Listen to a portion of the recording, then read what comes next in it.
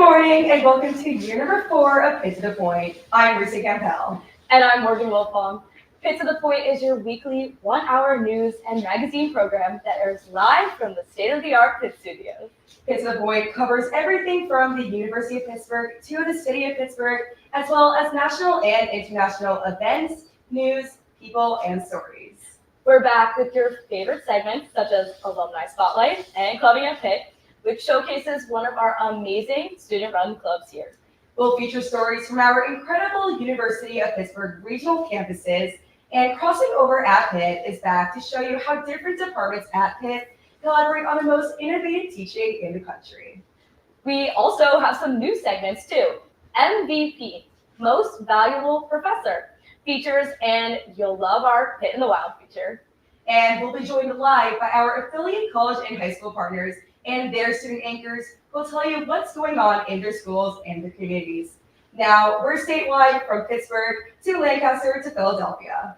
And of course, we'll continue to bring you the most up-to-date news from the world of politics, sports, medicine, and entertainment in the city of Pittsburgh and at the University of Pittsburgh.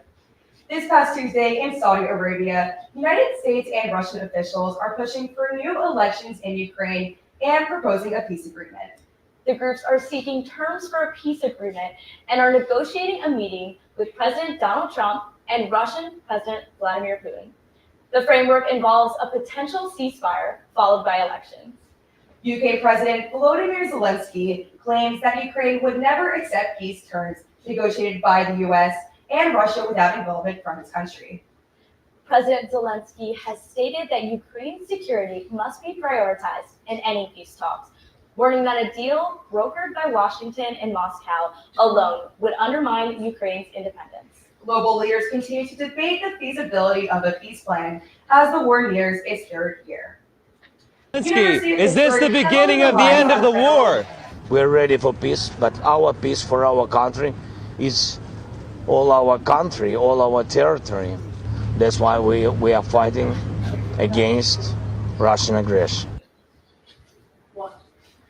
The University of Pittsburgh heavily relies on federal research funding as the university currently receives $700 million in grants from the National Institute of Health and ranks at 6th in the nation. The American Association of Medical Colleges and the University of Pittsburgh has blocked these funding caps, and the future of research is now at stake. For more on this, we turn to our political reporter, Duran Moenberg. Duran? It's been 2 weeks since the National Institutes of Health announced a 15% indirect funding cap on all grants. The National Institutes of Health say this is going to save the federal government $9 billion every year, but members of university communities, including the University of Pittsburgh communities, are a lot less excited. The federal government's planned funding caps sent shockwaves through the University of Pittsburgh's research community, but it wasn't just the professors and grad students who were worried about their funding. Undergraduate students at Pitt, the nation's 6th largest recipient of National Institutes of Health funding, are worried about how their lab lives will be affected. Current senior and psychology research assistant Dave Chopra said, quote, "There will be a lot more of, please come work on a volunteer basis. It's not sustainable for a lot of undergraduate students to just drop everything and work for no pay." Chopra added that, quote, "The labs and research positions that currently pay students to do work, there just won't be as many opportunities anymore, and that's disappointing."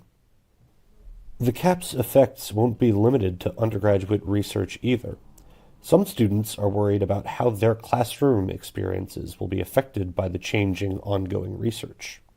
Now, if there are NIH cuts that happen that will either prevent research from happening or certain research might not go towards X, Y, and Z studies, we wouldn't be able to get that information about what's happening in real time as neuro majors or perhaps future doctors.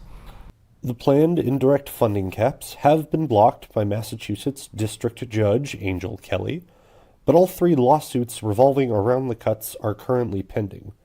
The The cuts may be paused now, but all agree that if they're enacted, the future of Pitt research and teaching is uncertain at best. Judge Kelly has scheduled a hearing over the current block for later today. We will keep you posted on any future updates about this story. Morgan, Risa? Thanks, Ron. So I want to know, how do you think the NIH's plan to cap indirect funding will impact Pitt's research? Well, it's interesting. Private grant givers are still available, and they could make up any costs that the federal government isn't willing to cover. However, the caps may not actually go into effect at all. Like I said, there are 3 current lawsuits pending to see if the caps stay in place. But either way, the university should start prioritizing other funding means as the caps might be implemented in the next round of grant giving. Morgan, Risa? Thanks, Ron. A House GOP proposal has suggested $2.5 trillion in cuts to Medicaid on behalf of the Trump administration. These budget reductions are widely affecting Pennsylvania residents and hospitals in rural areas.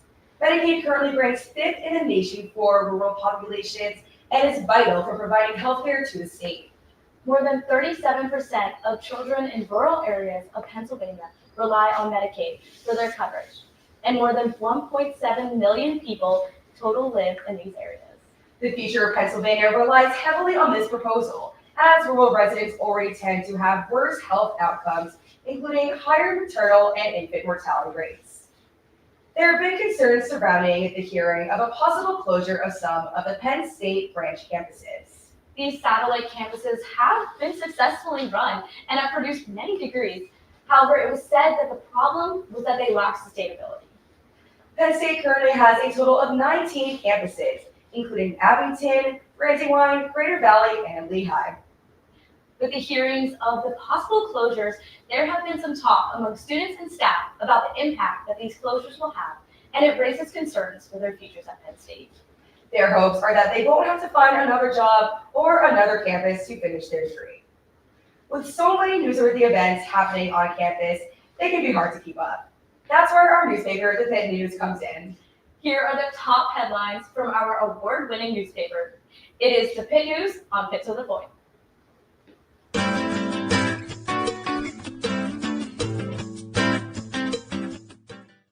Pitt Swim and Dive is currently competing for the ACC Championships in Greensboro, North Carolina. The Panthers have been competing against 14 ACC foes since the 18th, with their last game being tomorrow on the 22nd. A meeting for the Student Government Board was held on the 11th at Nordy's Place, where several different issues were discussed.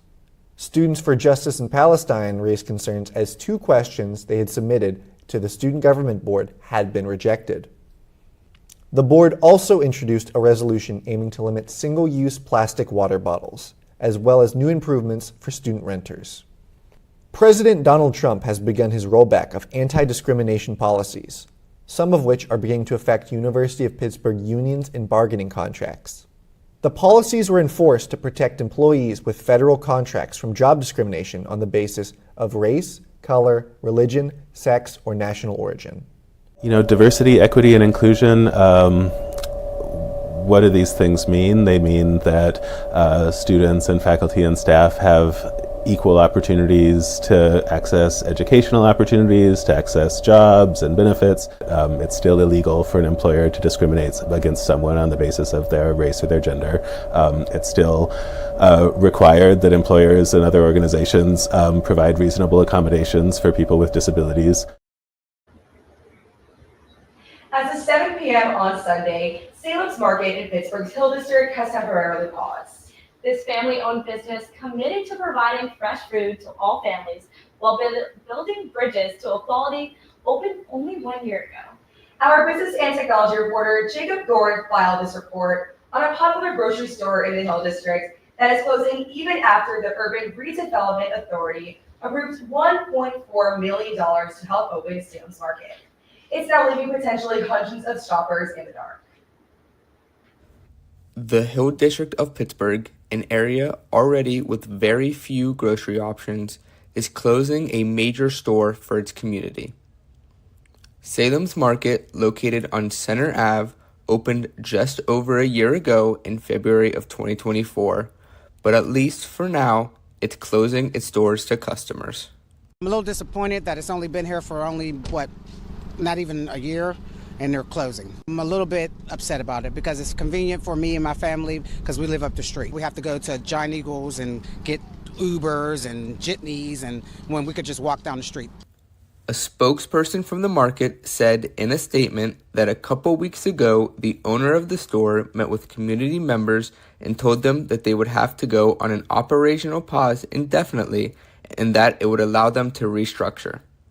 The long-term status of the market is still in jeopardy, however, as the spokesperson said that they could not guarantee the grocery store would reopen. With the store closing, many members of the community will now have to go all the way to the south side to get groceries, restoring this area of the Hill District's status as a food desert. I'm here 3 times a week at least. It'd be very frustrating because you have a lot of senior citizens up here. Oh yeah, I would like to see it reopen, most definitely. Salem's market was a place that was welcoming to all members of the Pittsburgh communities, including Middle Eastern community members who came to rely on the market for things like halal meats. While the store may not be gone for good, it will surely be missed. Pittsburgh Mayor Ed Gainey said last week before its closing that he is in talks with the store and that he wants to work with them to ensure it reopens one day in the future. Coming up on Pitt to the Point, we get to learn all about Market Square renovations, groundbreaking science innovations, and another week means we get to be joined with another group of high school broadcasters all the way from Riverside High School. We can't wait to hear what they have in store for us. All that and more when we return with Pitt to the Point.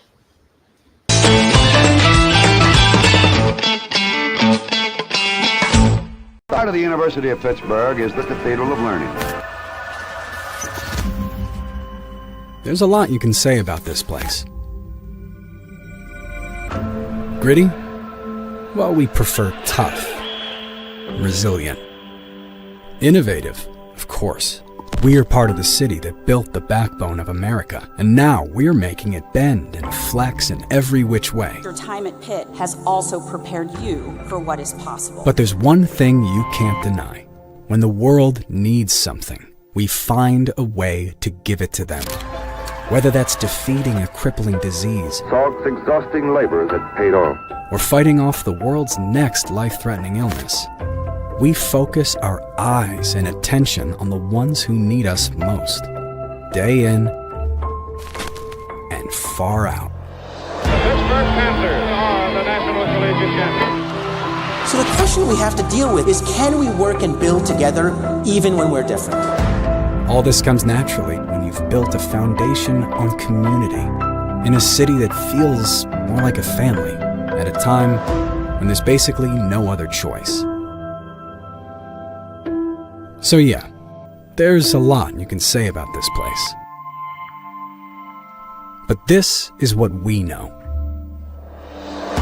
We know that we've earned more than $1 billion in research funding just this year alone.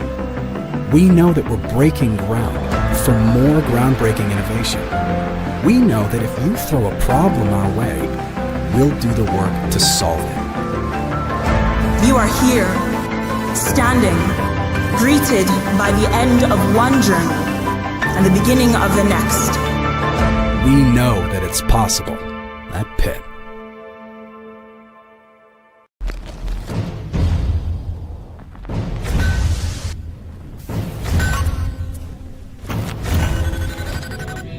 There is no patent. Could you patent the sun?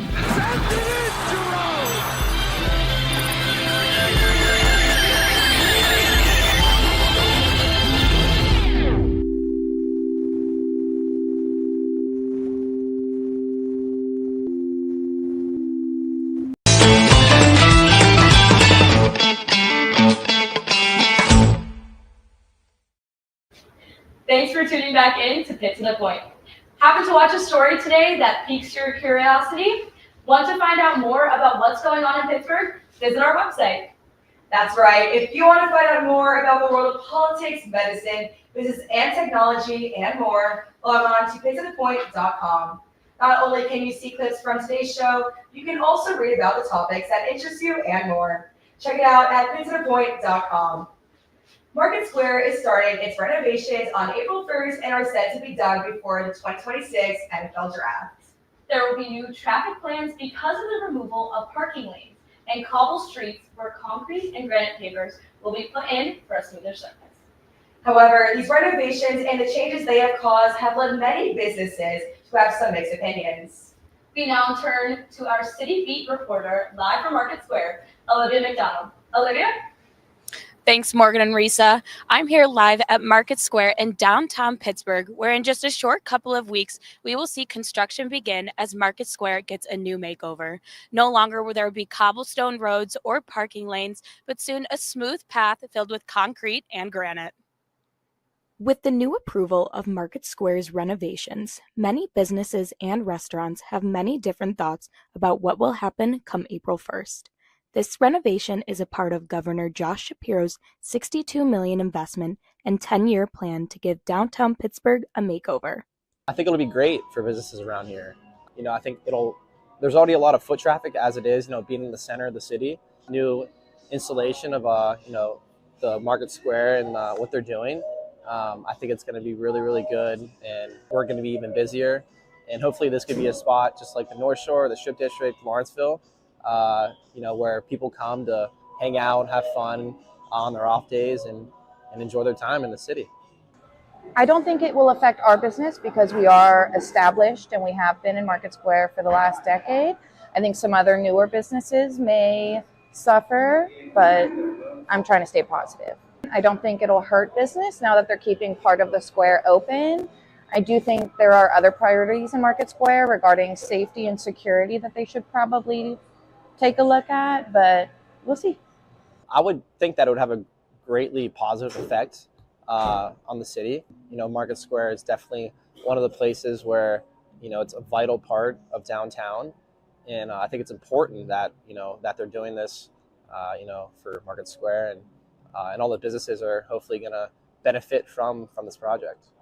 So I definitely think with all the foot traffic that already comes in before the renovations, I think with the renovations up and coming, hopefully we have even more foot traffic, even more popularity with Market Square, because it is a great place to come, whether it's with friends or family.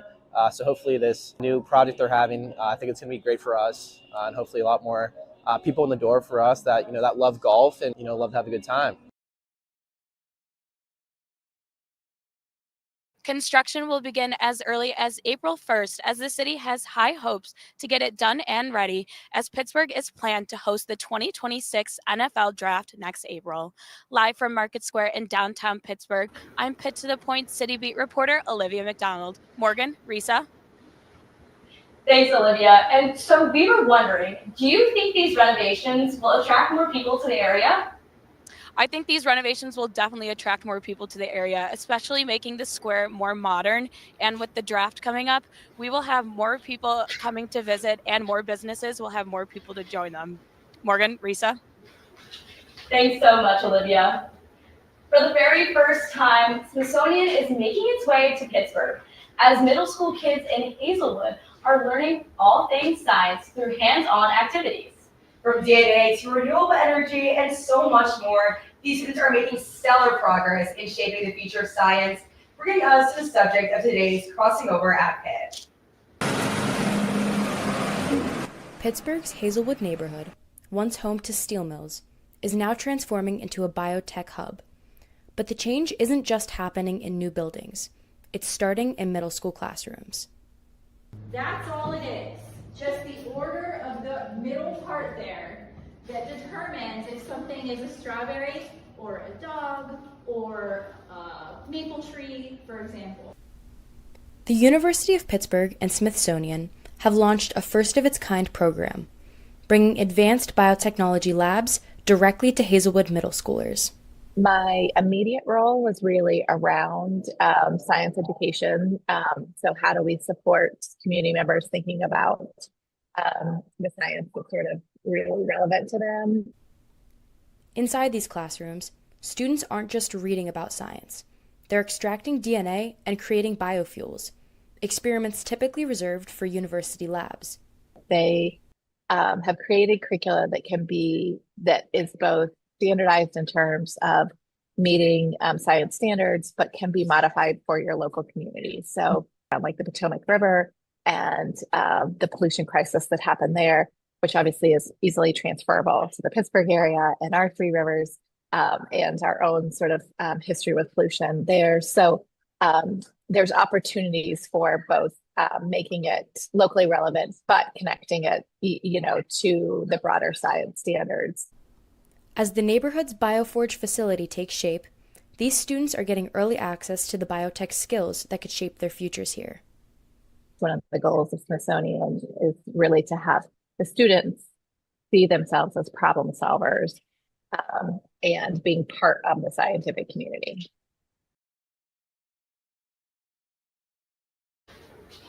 We welcome today, joining us from Riverside High School, Owen Maddox and Austin Haley. How are you guys doing? Good morning, Risa and Morgan. I'm Austin, here with Owen. We're grateful to be on this week's broadcast to Pitt to the Point.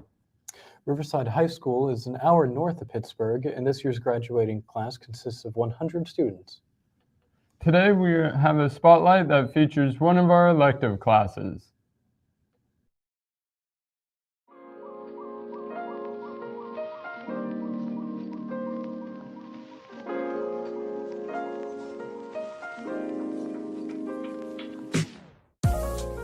For years, Boston Dynamics has displayed more and more advanced robots that can maneuver and look like humans. This, coupled with a recent announcement of Tesla's new Optimus robot, has shown that humanoid robots are now much more than mere science fiction. To learn more for myself, I went down to Riverside's own robotics lab.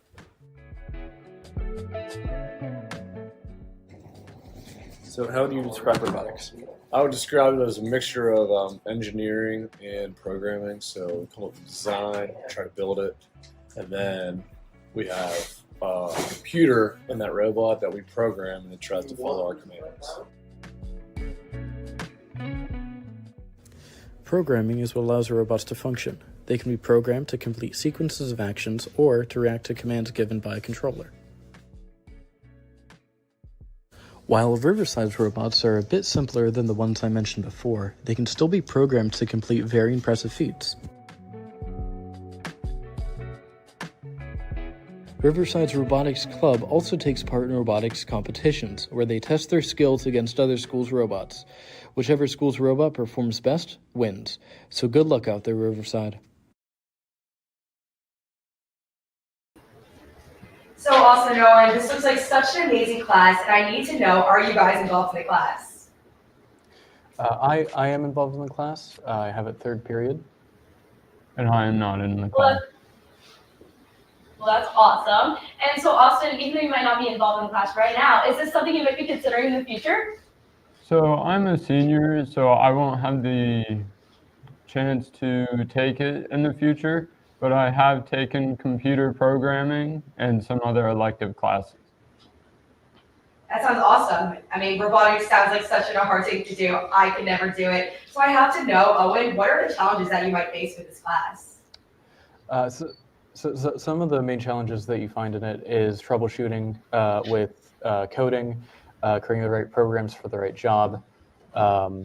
Just getting it to do what you want really is the main challenge. Yeah, definitely. That sounds amazing. Well, thank you guys so much for coming on and joining us today. Have a great rest of your day. You too. Thank you so much for having us. Thank you. From the Four Nations Hockey Tournament to the Pittsburgh Thunderbirds, if there's one thing about Pittsburgh is that their sports culture runs deep. We are talking all things sports when Pitt to the Point returns.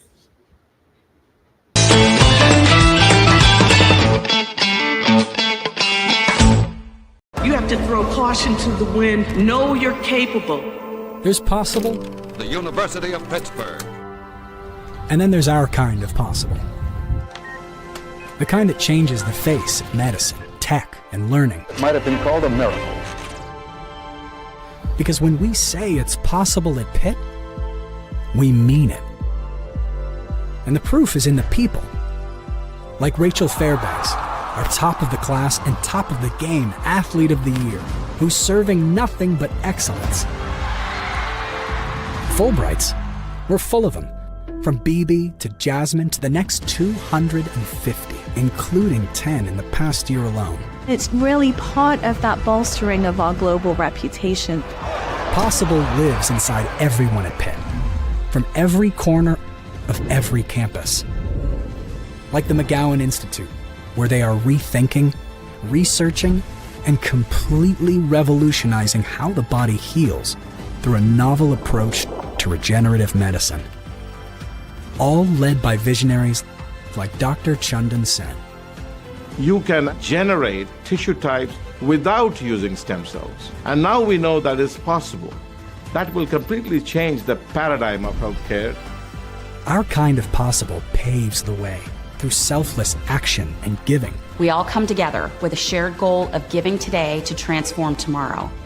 Ever see 11,000 Proud fuel this much opportunity in 24 hours?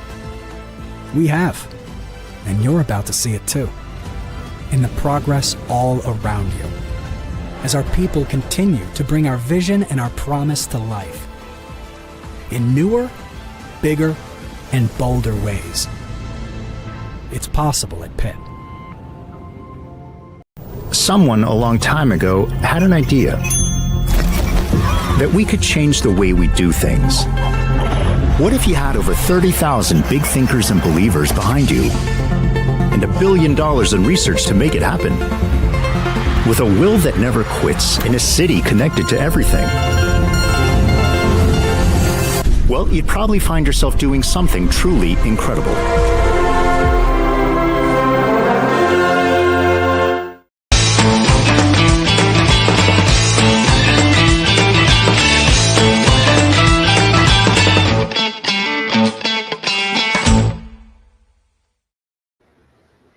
Hello, and welcome back to Pitt to the Point. The show has flown by today, but don't fret, we'll be right back with you next week at the same time, and the week after that, and the week after that. Pitt to the Point airs every Friday morning at 8 a.m. on the amazing University of Pittsburgh website, the Pitt to the Point website, and YouTube channel. You can also find a taped version of the show on Pittsburgh CBSN, which is KDKA's TV streaming platform, on Saturday at noon. And we're excited to say you can also catch a re-airing of today's Pitt to the Point in Philadelphia every Saturday at 12 noon on CBS Philadelphia's streaming platform. The Four Nations Hockey Tournament Final occurred last night with Canada defeating the United States in a thrilling overtime matchup. The game, held at TD Garden in Boston, saw intense action from start to finish, with Connor McDavid securing the victory by a score of 3-2. Despite McDavid's game-winning performance, it was Nathan Mackin who was honored as the tournament's most valuable player, leading with 4 goals over 4 games. Leading Team Canada as captain was none other than Pittsburgh Penguins legend Sidney Crosby. The 37-year-old veteran added yet another championship to his career, marking his 6th major international title with Canada. For Pittsburgh hockey fans, seeing Crosby lift another trophy is a familiar sight. The longtime captain has already led the team to 3 Stanley Cup championships and continues to be the face of hockey in the city. After Canada's 3-2 win over the U.S., Pittsburgh fans will now turn their attention back to the Penguins as Crosby looks to bring that same championship energy back home to PPG Paints Arena. Right away because guys were jumping everywhere, but I realized it was him. Like I said, couldn't be happier for him. He cares so much. He's an unbelievable player and has done a lot already in his career, but I'm sure this one feels good, and we needed it. We needed it big time. The Thunderbirds are a professional ultimate frisbee team based in Pittsburgh. Over the years, the sport has been growing in popularity, and the Thunderbirds have worked to make this game more accessible and affordable for anyone. And this season, the organization will be celebrating its 10th anniversary. We now turn to our city sports reporter, Katie Pearson. Katie? Living in Pittsburgh, you see so many sports fans rocking the black and gold and cheering for their favorite pro sports teams, whether it's the Steelers, the Penguins, the Pirates, or the Riverhounds. However, there's another team that wears those sacred colors, the Pittsburgh Thunderbirds of the Ultimate Frisbee Association. The The Pittsburgh Thunderbirds are a professional ultimate frisbee team that competes in the Ultimate Frisbee Association, better known as the UFA. Co-founder, co-owner, and general manager Andrew Gardner discussed how the idea for a pro ultimate team in Pittsburgh came about.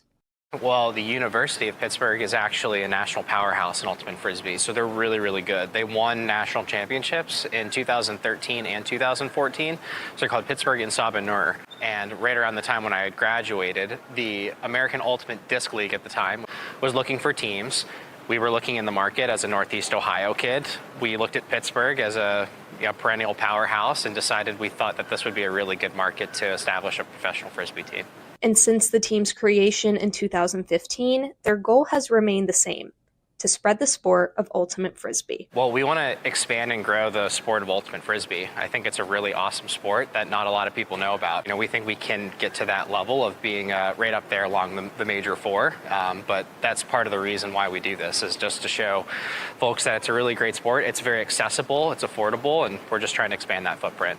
Gardner said a unique part of the team is that the players work outside of playing for the Thunderbirds. I've been saying it's like 1930s football, where these players, they get paid to play, but it's a smaller stipend, but we cover everything. So in order to subsidize their playing, they have to have 9-to-5 jobs. So we have chemists and engineers and teachers and guys from all varying backgrounds. According to Gardner, the community is the best part of ultimate frisbee. The biggest is the community. I saw some guys throwing some frisbee on the quad, and then I was like the fastest guy on the team. And so they loved that, but I didn't know how to throw. They took me in. I didn't have to rush. I didn't do like the fraternity, but those guys were my fraternity. And I would say anyone who's thinking about playing ultimate frisbee, there's Pittsburgh Ultimate, which is sort of like the community-based ultimate program here in Pittsburgh. You can find pickup spots. You can just find a really good group of friends where if you just say, hey, I play frisbee, there's a good chance that they'll let you stay at your home. That's how nice of a community this is, and that's sort of what we do. We build community. The 10th season of Thunderbirds Ultimate Frisbee will kick off on Friday, May 2nd at Highmark Stadium with a 7 p.m. start time as they take on the Indianapolis Alley Cats. For more information on the Thunderbirds, visit their website or social media platforms. The Pittsburgh sports scene is certainly in good hands with the Thunderbirds on the map.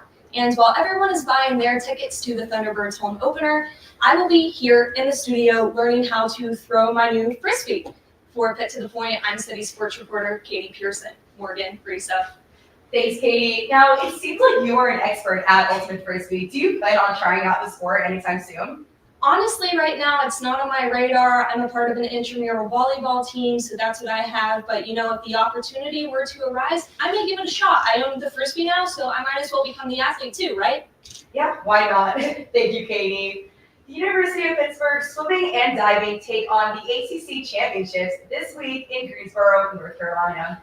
Pitt's team has been very successful so far, with Cameron Cash winning a bronze medal and both the men and women's 800 relay teams breaking school records among many other victories. The championship will continue today and the final events will be tomorrow. The University of Pittsburgh has some of the most talented professors in the world. The professors at Pitt surely provide all the students with a once-in-a-lifetime experience while preparing students like us for exceptional careers. That's why we consider the professors here our most valuable professors. Today, we take a look at a Pitt professor who is considered a legend by any student who has been in his class. Meet our most valuable professor, Rob Rupp. I've been going to Pitt basketball games since the 1970s when I was in grad school here. And over the years, have taught a lot of the players on the team. And gotten to know the coaching staff, and along with my good buddy Marcus Rediker, who's an historian at Pitt, have helped the team when they're recruiting by meeting with recruits and their parents. And, I think both of us have found some of the students we've taught over the years have been not just wonderful athletes, but smart, bright, wonderful people as well. I think that you get to know these people more than just their on the court presence. you see how difficult it is to juggle the demands on a student athlete, which have gotten extremely intense, particularly with heightened travel. And you know what they're going through, you know a little bit about them, and you care about them because you developed a relationship with them. And to me, that is indeed the best thing about sport. Not to be rooting and cheering for people whose salaries are, longer than your telephone number, but people who you feel are a part of your community. One of the great things about teaching the history of sport at Pitt is that there are so many people in the room who know more than you know more than I know. And, there are basketball players, but I have runners, wrestlers, baseball, lacrosse, volleyball, the gamut of sports. And they share certain concerns and issues in terms of athletic performance, about the rapidly changing collegiate landscape of sport, and in many cases, aspirations to make a career in sport. But they're also very different from each other. And it just enriches the experience. The more I teach sport, the more I learn about the people who are participating at every level. And I think it enriches the class. And I think that, I think the students who are not student athletes in the class enjoy the fact that they're with people who are going through what they're going through and get to root for them as well. The best thing about sport is when you're the participant. The next best thing is knowing and liking and caring about the people who are competing. Pittsburgh Penguins legendary Hall of Fame play-by-play announcer provided the soundtrack for the organization to hockey fans around the world. On Wednesday, Mr. Lang passed away. He was 76. For 46 years, Mr. Lang's smooth melodic voice and unforgettable catchphrases such as "I'll be cow kicked," "He's smiling like a butcher's dog," "Look out Loretta," and of course, "It's a hockey night in Pittsburgh" became part of Pittsburgh's lexicon. Mr. Lang's voice was the play-by-play for all 5 Stanley Cup clinching calls. He emceed Mario Lemieux's retirement and celebrated his comeback. From the Lemieux era to the Crosby era, Mike's Langisms will be remembered by hockey fans forever. Hey, Sam, a drink and get it, dog. 1-2.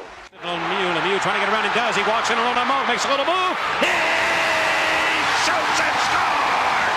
Mario Lemieux beats Mo like a rented mule. Oh, get in the fast lane, Grandma. The bingo game is ready to roll. Like the Penguins have won the Stanley Cup. Oh, Lord Stanley, get me the brandy. Oh, call Arnold Slick from Turtle Creek. Over to Lemieux. Mario Lemieux, his first goal in his comeback here tonight at the Mellon Arena. And the Penguins lead 3-0, and he is smiling like a butcher's dog. Mario Lemieux. Oh, she wants to sell my monkey. Kenny Malkin. That's number 50. Make me 50 milkshakes, Mr. Malkin. And ladies and gentlemen, Elvis has just left the building.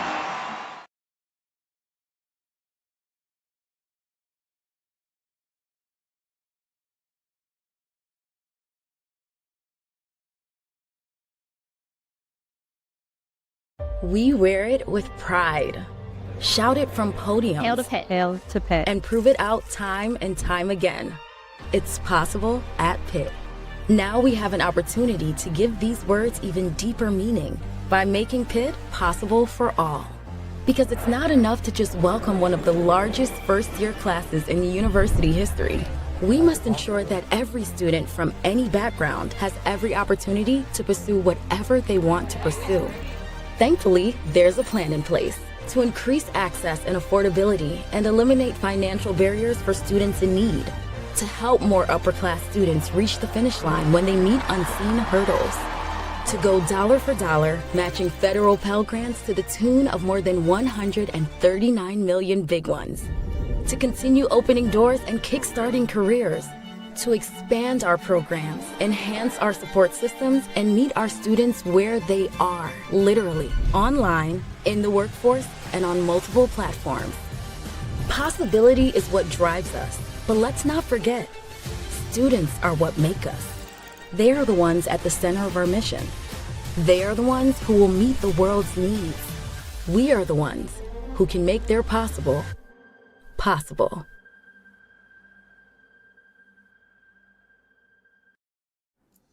Welcome to the Pitt News, the University of Pittsburgh's daily student newspaper. Through the collaboration of our editorial, marketing, and sales departments, we consistently produce award-winning content and provide our students with invaluable professional experience. The success of the Pitt News comes from our students, and we are proud of the legacy we have created for over 100 years.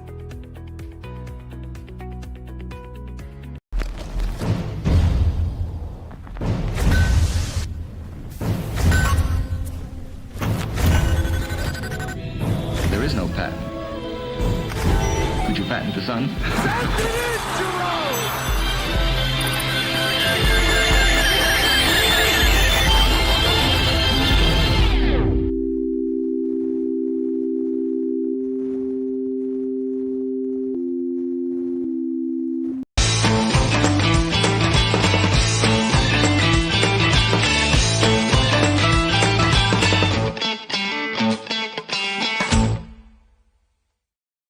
Morning Reckoning is making its debut at Pitt. This play is written by Kelly Trumbull, who happens to be a teaching assistant professor at Pitt in the Department of Theater Arts. The plot is brought about by memories from Trumbull's past, and she even recruited her husband and friend to compose original songs for the play. We now toss to our Pitt beat reporter, Sabrina Butler. Sabrina? Thank you. Pitt Stage's new play, Morning Reckoning, was written by Pitt faculty member Kelly Trumbull. She's a teaching assistant in Pitt's Theater Arts Department, and she had the honor of her play being produced here at Pitt. If she were to describe the play in 3 words, she would describe it as adolescent, heartfelt, and boy bands. Let's look into her creative process and the journey that she had when working on Morning Reckoning. Morning Reckoning is about a teenage boy band fan club in Wayne, New Jersey in the year 1999. They spend all their time sort of worshiping Morning Reckoning. There's an event that happens in the play that is very formative for all of them. The play cuts to 20 years later, and we meet all of these women as adults and sort of examine how this formative experience has shaped them each individually. Trumbull's a teaching assistant in the theater department here at Pitt and has been writing this play since 2020. So this play was originally conceived in a playwriting workshop that I actually took over the pandemic in 2020. We did this exercise called Mining Your Life. And so basically you have 5 minutes to write down every interesting thing about your life that you can remember. One of the things that I wrote down was this memory of having sleepovers with my friends in middle school in basements and learning boy band dances. And so that was originally the spark that started Morning Reckoning. She describes her unique experience with this being her first production at Pitt. It's really wonderful. In some ways, it creates challenges because it's being produced in a department that I teach in. And so there's like a closeness to it that I don't think I would experience if it was produced somewhere else. But I do feel so thankful to Pitt Stages and to the Theater Arts Department for their support of my work. And so it's really wonderful to have it produced here, where I know so many students and I feel so supported by my colleagues. Keep writing. Don't be afraid to approach people with your work, but just finding time to write, not being afraid to tell people that you wrote a play, not being afraid to talk about your art, talk about what it's about. That's been a huge part in how my work gets produced. If you want to see Trumbull's vision of boy bands and rekindled friendships come to life, see Morning Reckoning at the Ross Studio Theater tonight at 8 p.m., Saturday at 8 p.m., or Sunday at 2 p.m. It will give you a sense of nostalgia that you wouldn't want to miss. Trumbull's husband actually had the pleasure of writing the score for the boy band music. I would love to hear the inspiration that came from NSYNC to the Backstreet Boys. So if you were gonna ask someone if I was gonna see the show, it's gonna be me.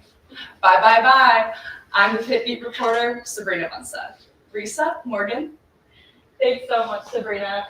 So we were wondering, have you ever been to any of Pitt's plays before?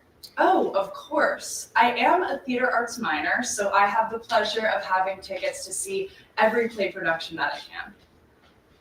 Thanks, Sabrina. If you have a keen interest in movies, film, and television, it's time for you to check out the Steel City Entertainment Networking Entity, also known as SCENE. SCENE at Pitt strives to help students within the film community succeed through workshops, panels, and networking opportunities. Here's a closer look at SCENE's mission and what they're all about. Way back in the spring of 2002, Hollywood screenwriter, producer, and Pitt professor Carl Kurlander worked with film exec, producer, and Pittsburgh native Bernie Goldman to start Pitt in Hollywood, a student org with the goal of connecting film students with industry professionals and opportunities. Now, over 20 years later, this club goes by SCENE for Steel City Entertainment Networking Entity. SCENE, I would explain it as a one-stop shop for networking opportunities with other students, with like an environment to get your hands on equipment, to meet other people from disciplines that are related to film. So you might meet film majors, but you also might meet music majors, people in design, people in business. One of my biggest hang-ups historically as a film major at Pitt is insecurity or fear that I won't know enough people to build a crew, or I won't have enough connections to draw on, and SCENE gives you that and more. If you're a dues paying member, you get access to like a Rolodex of contacts that we all just kind of compile based on our different work or internship experiences. Dues paying members also receive access to the extensive collection of quality film equipment that SCENE has built over the years, worth thousands of dollars. Access to equipment is really important because you feel like you're fighting for it at Hillman. The fact that you also get it through SCENE is really helpful, and the fact that you have really capable tech directors who can explain to you how everything works and can sort of help you along from the perspective of another student. Luckily, all Pitt students can get involved with SCENE at any time. If you look at our Instagram page, you know when the next GBM will be, and to show up to one meeting you don't have to pay anything, you don't have to be a dues paying member just to show up, but you can really feel out the vibe pretty easily. Keeping up membership and dues is essential to supporting this valuable resource. Our funding sometimes dips, which sometimes impedes like our ability to either provide equipment or to sort of fund more extracurricular opportunities. Maintaining morale and maintaining the motivation to come out and be with the group can be a bit hard, and understandably so. If you're even adjacent to film and media, whether it be a passion or a future career, there's really just one thing left to do. Come join SCENE. It's a great place to be, and there's just always something for everyone. This past weekend, Saturday Night Live celebrated its 50th birthday that ended with a 3-hour-long program of a sketch comedy show. This event brought in original, past, and current members of the cast together at Studio 8H, where SNL takes place. A red carpet and homecoming concert were also included after the episode. We now turn to our entertainment reporter, Natalie Silverman. Natalie? Live from Pitt Studios, it's Friday morning. This week, I had the honor of interviewing my friend Kelsey Bolion, who was lucky enough to attend the SNL 50 red carpet. Right now, all I gotta say is, live from New York, it's Saturday night! Saturday Night Live is perhaps one of the most iconic late-night shows in television history. And this year, the late-night conglomerate is celebrating a milestone birthday of 50 years. The celebratory weekend kicked off with a homecoming concert, followed by a red carpet event, and ending in a 3-hour-long special of the show, featuring cast members both past and present. My friend was lucky enough to attend the red carpet. It was the coolest thing that's happened to me. It was so cool to kind of see the behind the scenes also of how everything's run, and see like the experience of being on a red carpet, because I feel like when you're watching the live stream, it's like everybody like takes their time, but like there's like publicists like pulling people for interviews, and a lot of the celebrities were so nice to like take pictures with the fans, and it was great. And of course, everyone was in a party mood. The vibes were so high. The fan section was absolutely buzzing. I really love that they actually like reached out to a lot of fans. I feel like it's easy to just like grab influencers, but like everybody was like, it might have been their first time on a carpet. For me, it was. So everyone was like really excited to just celebrate the show as a whole. Thank you, SNL. Thank you, Anya Taylor-Joy, for taking a picture with me. That's quite it. As you can see, SNL has thrown a fabulous birthday event. Here's to 50 more years of iconic late-night sketch comedy from Studio 8H. With Pitt to the Point, I'm your entertainment reporter, Natalie Silverman. Morgan, Teresa? Thanks, Natalie. I mean, I feel like I probably already know the answer to this question, but would you consider yourself a fan of Saturday Night Live? And what was one of your favorite moments from the 50th episode? That's a great question. I mean, obviously, it'd be crazy if I said I wasn't a fan of Saturday Night Live. I'm definitely a fan, a newer one, I will say. But of course, I watched the SNL 50. It was great. My favorite sketch was probably the New York one, because I love Les Mis, and they parodied that, and I love Pete Davidson, and like Paul Rudd and Scarlett Johansson, so it was just a great sketch. Yeah, no, that's a great cast, great setting. I love it, all of it. Thank you, Natalie. The Heinz History Center and the Carnegie Library are just two of the incredible staples in the city of Pittsburgh. More on these establishments when we return.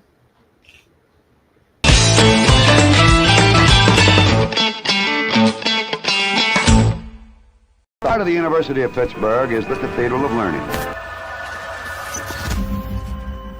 There's a lot you can say about this place.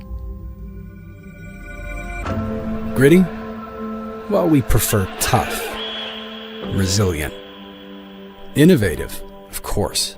We're part of the city that built the backbone of America, and now we're making it bend and flex in every which way. Your time at Pitt has also prepared you for what is possible. But there's one thing you can't deny. When the world needs something, we find a way to give it to them. Whether that's defeating a crippling disease, Salt's exhausting labors had paid off, or fighting off the world's next life-threatening illness, we focus our eyes and attention on the ones who need us most, day in and far out. The Pittsburgh Panthers are the National Collegiate Champions. So the question we have to deal with is, can we work and build together even when we're different? All this comes naturally when you've built a foundation on community in a city that feels more like a family at a time when there's basically no other choice.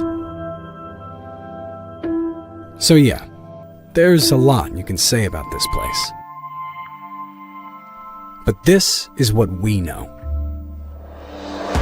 We know that we've earned more than $1 billion in research funding just this year alone. We know that we're breaking ground for more groundbreaking innovation. We know that if you throw a problem our way, we'll do the work to solve it. You are here, standing, greeted by the end of one journey and the beginning of the next. We know that it's possible at Pitt. Welcome to the Pitt News, the University of Pittsburgh's daily student newspaper. Through the collaboration of our editorial, marketing, and sales departments, we consistently produce award-winning content and provide our students with invaluable professional experience. The success of the Pitt News comes from our students, and we are proud of the legacy we have created for over 100 years.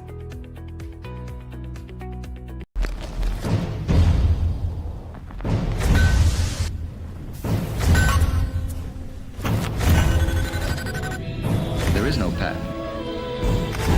Could you patent the sun?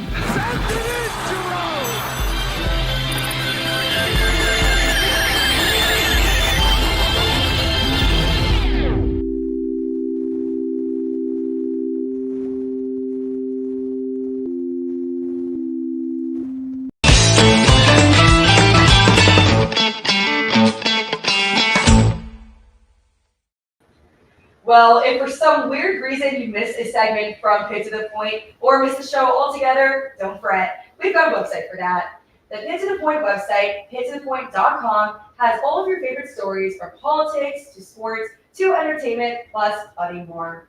On top of that, we also have exclusive articles from your favorite Pitt to the Point personalities. Go check out the website today. Our very own Heinz History Center is being nominated again by USA Today as the best history museum in America. The center's goal is to honor and preserve the past of Pittsburgh and the people that have lived there. It is left up to the people to decide what museum deserves this honor. So we will have to see if the Heinz History Center can hold the title for the second year in a row. One of our brand new features on season 4 of Pitt to the Point is called Pitt in the Wild. Pitt in the Wild is an audio look at life on the Pitt campus and in Oakland. A kind of look at the campus that you probably haven't seen. This week's Pitt in the Wild is courtesy of a very talented student named Ashley Doherty, who is in one of our broadcast classes taught by the amazing Lisa Johnson. Ashley's soundscape takes us to one of our favorite places in Oakland, the world-renowned Carnegie Library. Enjoy Pitt in the Wild.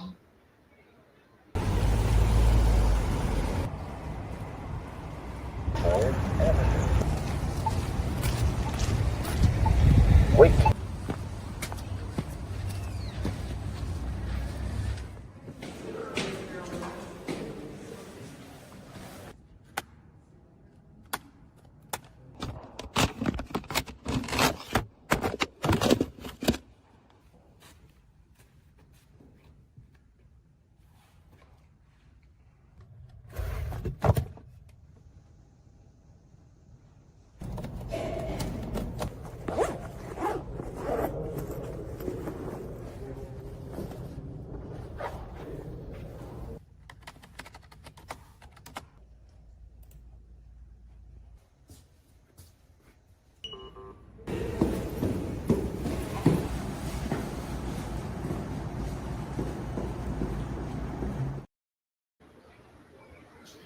Thank you for joining us on Pitt to the Point.